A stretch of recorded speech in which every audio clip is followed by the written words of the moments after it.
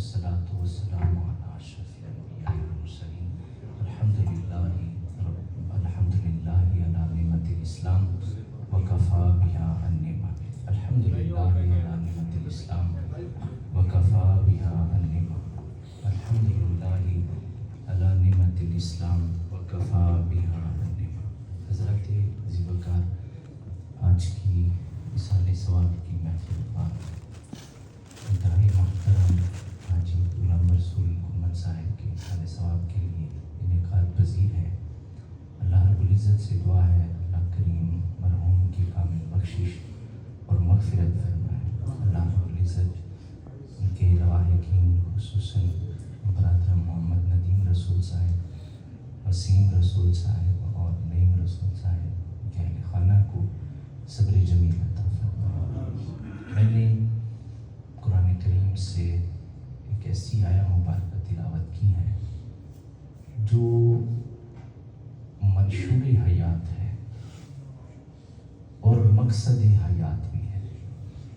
اللہ رب العزت وہ انسان کی جو زندگی ہے یہ چونکہ امر ربی ہے تو یہ اس کا مقام کوئی کم نہیں ہے. اس حیات کو سنوارنے کے لیے، اس حیات کو سجانے کے لیے، اسے خوبصورت بنانے کے لیے اللہ رب العزت نے انسان کو ہدایات، احکامات، کتابیں، رسل، انبیاء، یہ سارے اس کائنات میں آئے. کس لیے آئے؟ تاکہ لوگوں کی زندگی کو خوبصورت بنایا جا سکے، اسے بامقصد بنایا جا سکے. ایسے ورنہ تو حیات، زندگی جانوروں کے اندر بھی موجود ہے، لیکن جو انسان ہے، انسان اللہ کا اتنا قیمتی ہے کہ اس کے لیے اللہ رب العزت نے 1,24,000 نبی بھیجے. 1,24,000.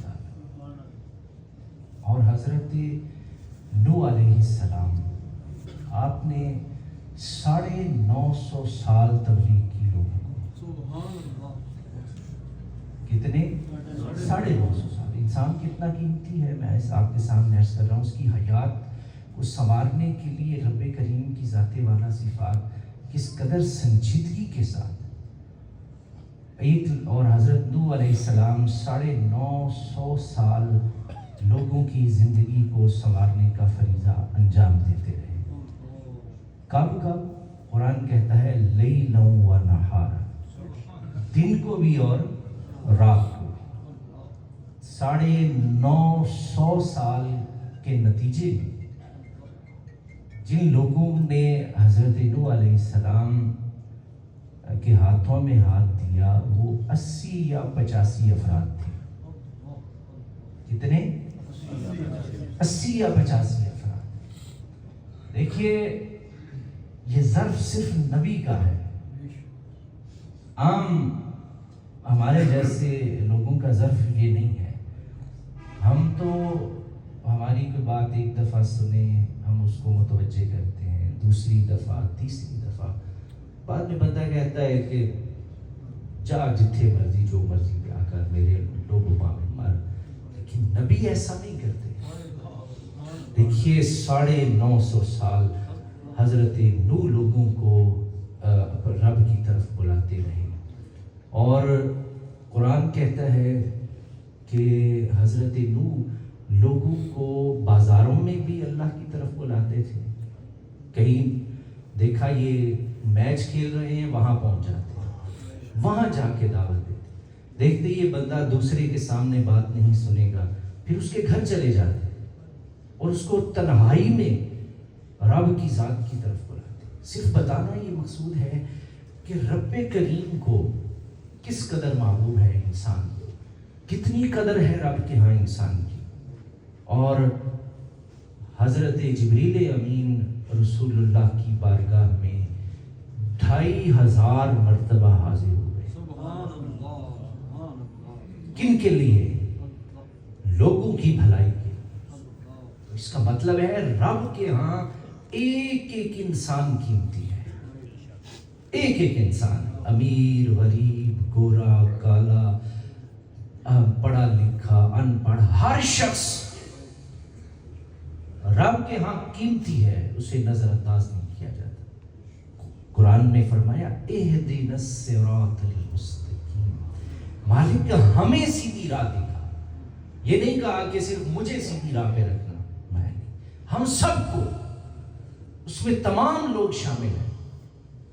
تو یہ انسان اتنا قیمتی ہے کہ اس کی زندگی کے لیے رب نے قرآن میں منشور عطا کیا، اور جو منشور میں نے آپ کے سامنے پیش کیا ہے، اِنَّا صَلَاتِي وَنُسُكِي وَمَحْيَايَ وَمَمَاتِي لِلَّهِ رَبِّ الْعَالَمِينَ، بے شک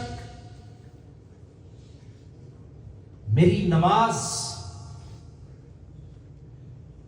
میری قربانی،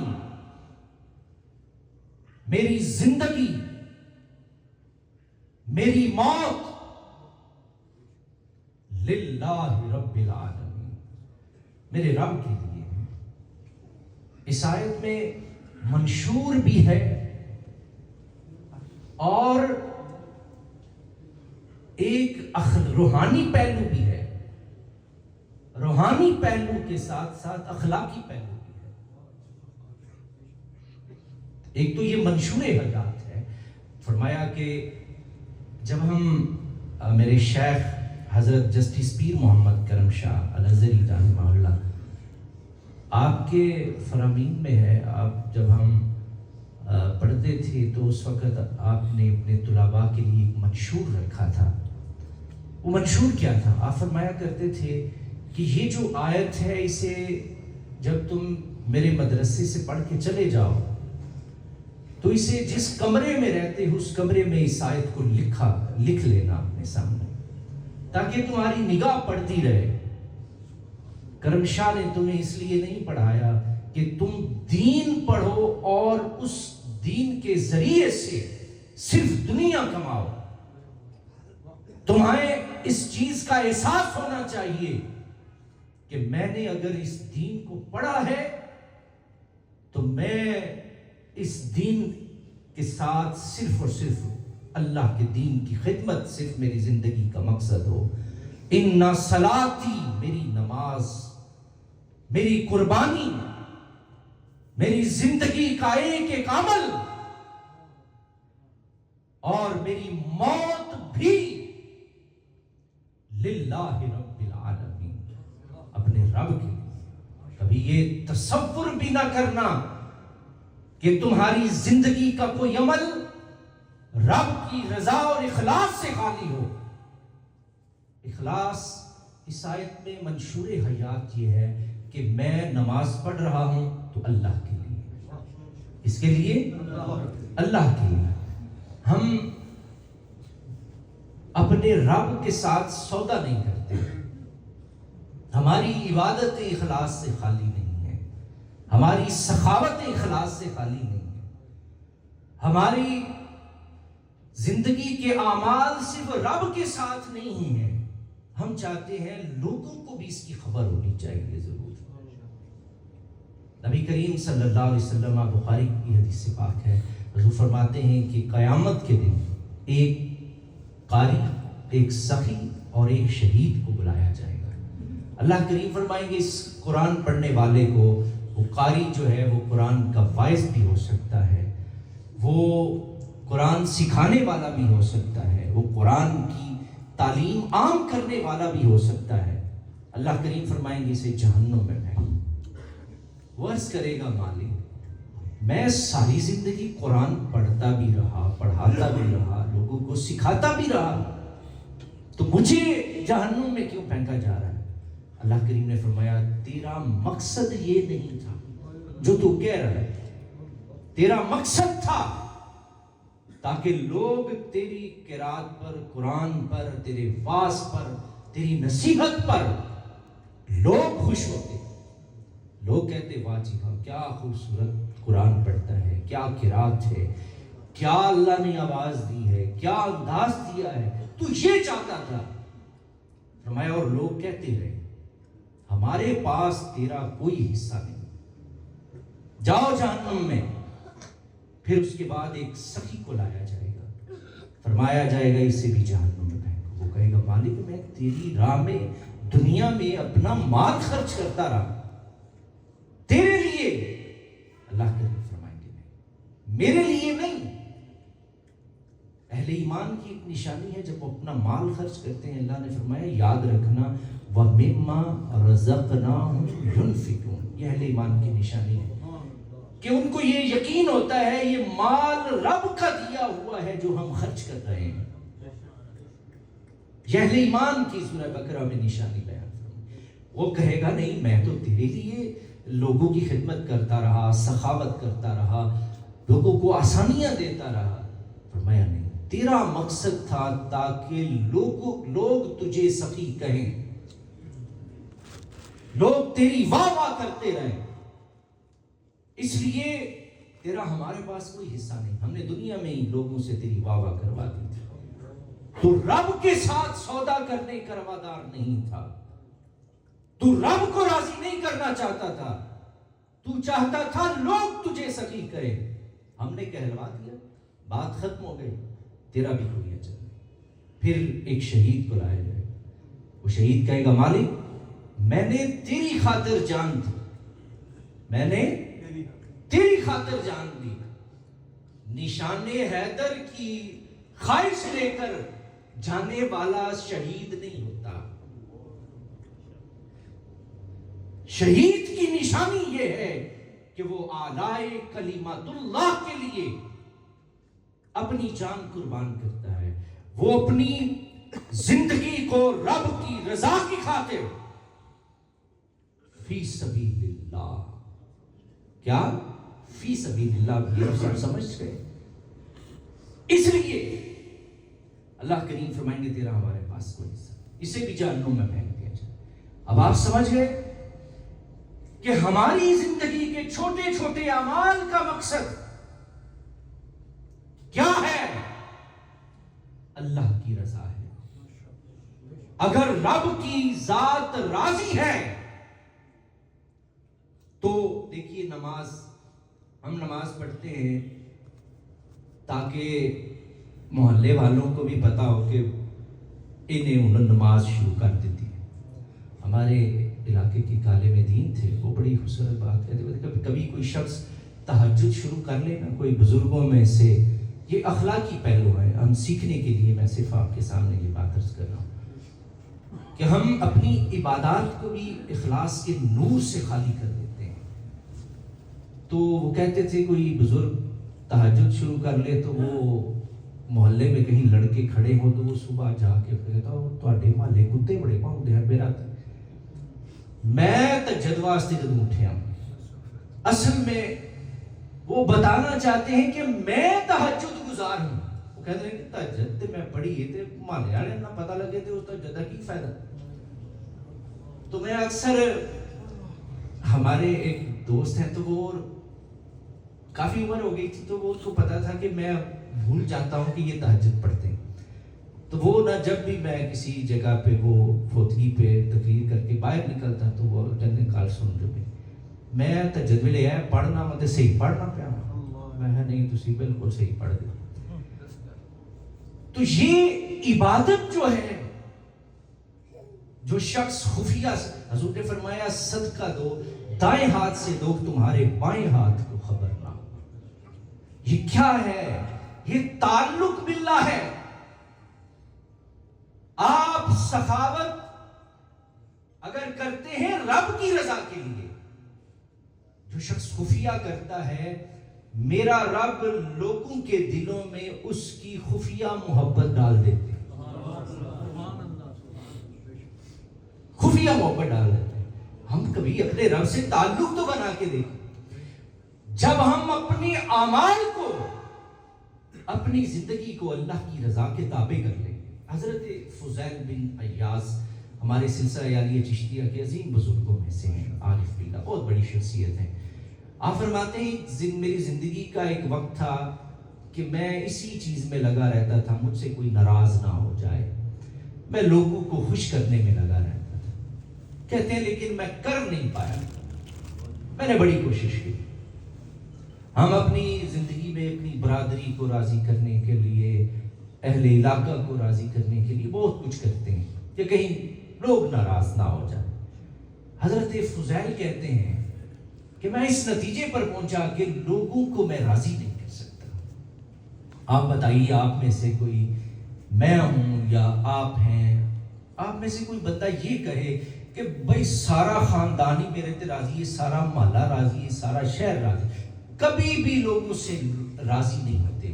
فضیل کہتے ہیں میں نے اپنی پوری زندگی اس بات میں خرچ کی، لیکن میں سمجھ گیا کہ میں لوگوں کو راضی نہیں کر سکتا. کہتے ہیں میں نے پھر اس کو راضی کرنا شروع کیا جس کے ہاتھ میں لوگوں کے قلوب ہیں. یہ دل جو ہے نا، دل، اس کو قلب کہا جاتا ہے. کیوں کہتے ہیں؟ کیونکہ یہ صبح کچھ اور ہوتا ہے، دوپہر کو یہ بدلتا رہتا ہے نا. قلب اس لیے کہتے ہیں. دل کہتی ہے انہوں نے جی جڑا سویرے خوش ہوئے، دوپہری خوش ہوئے، شامی خوش ہوئے، راتی خوش ہوئے. کوئی جڑا وہ دکھی گانا سن لیتے تو دی طبیعت اور ہوئے. اس کو قلب کہتے ہیں. یہ بدلتا رہتا ہے. تو حضرت فضیل کہتے ہیں جب میں اس نتیجے پر پہنچ گیا کہ کیوں اللہ کی ذات مقلب القلوب ہے، جو لوگوں کے دل پھیرتی ہے. کہتے ہیں میں نے پھر اس دن سوچ لیا کہ میں اسے راضی کروں گا جس کے ہاتھ میں لوگوں کے دل ہیں. کہتے ہیں اب میں اپنے رب کی رضا کا طالب ہوں. یہی ہے منشور حیات، یہی ہے مقصد حیات کہ لوگوں اپنی زندگی کو کم از کم، اپنی زندگی کے اعمال کو، انا صلاتی، نماز جو ہے، اسے اپنے رب کی رضا کے قربانی ہے تو اس کو بھی اپنے رب کی رضا کی خاطر. اور پھر فرمایا وَمَحْيَا، میری زندگی، یہ بات تھی، میری پوری زندگی کس کی رضا میں گزرے؟ اس رب کی رضا. ہم اپنے روز مرہ کے معاملات کو جب ہم دیکھتے ہیں تو ہمیں احساس ہوتا ہے کہ ہم نے رب سے وہ تعلق پیدا نہیں کیا. بات تو یہ ہے کہ رب سے تعلق پیدا ہو جائے. پھر فرمایا آگے کہ وَمَمَاتِي، میری موت بھی، میری موت بھی. 4 چیزیں گنوائی ہیں. یہی منشور حیات ہے، یہی مقصد حیات ہے، یہی حسن حیات ہے، یہی جمال حیات ہے کہ انسان کی پوری زندگی کے اعمال ہوں، نماز ہو، روزہ ہو، حج ہو، زکوٰۃ ہو، کلمہ ہو، سخاوت ہو، جو کچھ بھی ہو، یہ رب کی رضا کے لیے. ایک شخص نے نیا مکان تعمیر کیا تو اس نے اپنے شیخ کو دعوت دی کہ حضور میں نے گھر تعمیر کیا ہے تو آپ میرے گھر تشریف لائیں. شیخ گئے، انہوں نے جا کے اپنے مرید کا گھر دیکھا. انہوں نے کہا بڑا خوبصورت گھر ہے، لیکن یہ روشن دان تم نے کیوں رکھے؟ کہنے لگا حضور اس لیے کہ ٹھنڈی ہوا کا گزر ہوتا رہے، اندر کی ہوا باہر چلی جائے، باہر کی ہوا اندر آ جائے. آپ نے فرمایا کاش تم نے نیت یہ کی ہوتی کہ اس سے مجھے اللہ کے ذکر کی آواز آئے. جب مؤذن اللہ اکبر کہے تو اس کے ذریعے سے میرے کانوں میں آواز پہنچے. آپ نے فرمایا ہوا تو آنی ہے، لیکن نیت بدلی.